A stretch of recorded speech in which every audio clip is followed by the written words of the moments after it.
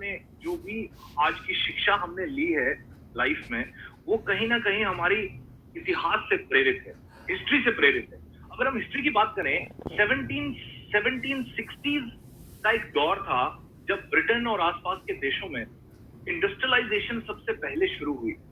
मैं आपको एक टूल का नाम बताता हूँ, उसका नाम था स्पिनिंग जेनी।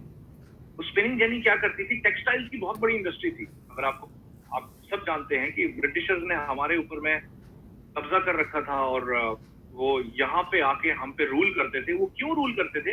क्योंकि कुछ प्रोडक्ट थे जो वो इंडिया में बनाते थे और वहां ले जाकर के उनकी मैन्युफैक्चरिंग करते थे, फिर वापस पूरे वर्ल्ड में बेच देते थे। उसमें एक था टेक्सटाइल, कॉटन का बहुत बड़ा बिजनेस था। इंडस्ट्रियलाइजेशन जब शुरू हुई 1765 के दौर में, तो स्पिनिंग जेनी आई। स्पिनिंग जेनी ने जो थी टेक्सटाइल की बहुत सारी इंडस्ट्रीज लगा दी। अगर उस दौरान जो हमारे यहाँ चरखा चलता है या बहुत सी चीजें चलती है, अगर हम बोलते, कोई आदमी ये बोलता कि यार ऐसा है, आने वाले समय में ये जो चरखे वाला काम है ये मशीनों से होने वाला और बहुत सारे कपड़े तैयार होने वाले हैं, तो कोई आदमी उसका बिलीव नहीं करता। लेकिन ऐसा हुआ, एक मशीन बनी, एक इंजन बना, उससे एक मशीन बनी, और मशीन बनने के बाद में बहुत से कपड़े थोक में तैयार होने लगे, बिजनेस बहुत ज्यादा बढ़ गया। देखिए, पहला दौर था इंडस्ट्रियलाइजेशन का। उस दौरान जो लोग इंडस्ट्रियलाइजेशन में आ गए, उन लोगों ने बहुत ज्यादा पैसा बनाया, ये एक सच्चाई है। उसके बाद दौर आया इंडस्ट्रियलाइजेशन 2.0, मतलब दूसरी इंडस्ट्रियलाइजेशन शुरू हुई। ये दौर तब का है जब इलेक्ट्रिसिटी की खोज की गई। इलेक्ट्रिसिटी की खोज होने के बाद कुछ और नए वेंचर सामने आने लगे, तो उस दौरान बहुत बड़ी बड़ी फैक्ट्रियां सेटअप हो गई जो बहुत सारी चीजें बनाने लगी। वो इंडस्ट्रियलाइजेशन का ऐसा दौर था जब Russia was one of the, क्योंकि उनके पास मैन पावर थी, India was the second country, Britain was the third, and America and so on and so fourth. उस समय जिसने इंडस्ट्रियलाइजेशन में इन्वेस्ट कर दिया, वो व्यक्ति इंडस्ट्रियलाइजेशन के बेनिफिट्स को रीप कर पाया, मतलब उस पे फल लगे थे, वो उनको खा पाया, और वाकई में उसने अपना एक बहुत बड़ा फाइनेंशियल बेनिफिट लिया। उस दौरान तक यहाँ तक ठीक था, लेकिन लोग बोलते थे यार अब इसके बाद कुछ नहीं होगा, अभी तो हो गया, मतलब सब कुछ, फैक्ट्री लग गई, सबको काम मिल गया, सबने पैसे बना लिए सब।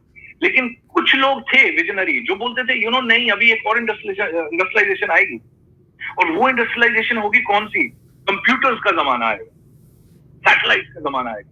सो 1920s 30s में शायद बहुत ज्यादा लोग इस बात को नहीं मानते थे। जैसे आज हम सर्वर की बात करते हैं कि हर चीज सर्वर पे होगी, हर चीज डेटा ओरिएंटेड होगी, हम इंटरनेट पे ज्यादा स्पीड बनाएंगे, डेटा को एन्क्रिप्ट करेंगे, सिक्योर करेंगे, डेटा प्राइवेसी देंगे, और सब कुछ घर से चलेगा, वर्क फ्रॉम होम होगा। ऐसा शायद आज से 1-2 साल पहले लोग बिल्कुल भी, उनको लगता था कि नहीं, ऐसा नहीं हो सकता।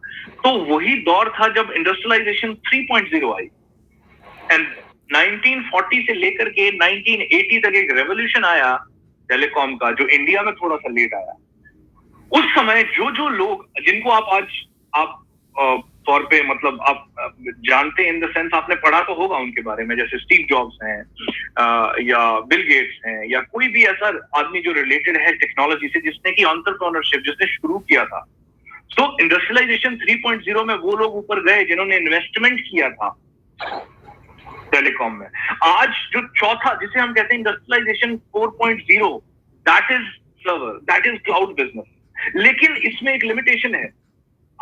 अगर आप ये मेरी बातें सुन रहे हैं, तो आपको ये जरूर थोड़ा सा एनालाइज करना है कि भाई, ये जो आदमी बोल रहा है, ये बोल तो ठीक रहा है, लेकिन वो लोग तो इतने बड़े बड़े हैं, हम तो इतने बड़े नहीं थे। हाँ, एग्जैक्टली।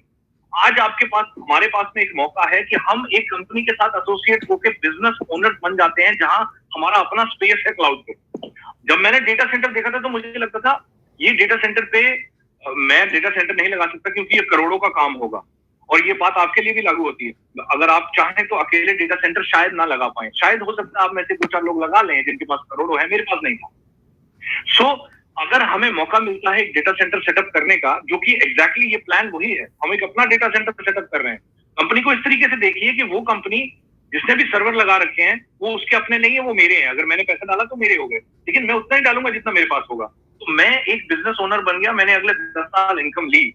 अगर आप 35 लाख लगा के 2 करोड़ रुपए कमा रहे हैं, तो आप बहुत बड़ा शेयर उस मार्केट का अपने लिए ले रहे हैं। So what I want to say is, ज्यादा लंबा नहीं खींचूंगा, कि इंडस्ट्रियलाइजेशन 4.0 में आपको मौका मिलता है कि आप एक बिजनेस ओनर एंटरप्रेन्योर बने, आप अपना एक स्पेस लें, आप अपने हिसाब से जितना आप ले सकते हैं, और वो इनकम जो आपको आएगी, वो इनकम ये समझिए कि वो बिल गेट्स की इनकम के हिसाब से, जैसे बिल गेट्स ने लगाया था अरबों, तो उसको आज आ रहे हैं इन द मल्टीपल। आपने लगाया 35 लाख, तो आपको आए 2 crore. This is how I see it. और कुछ चीजें जरूर हैं जो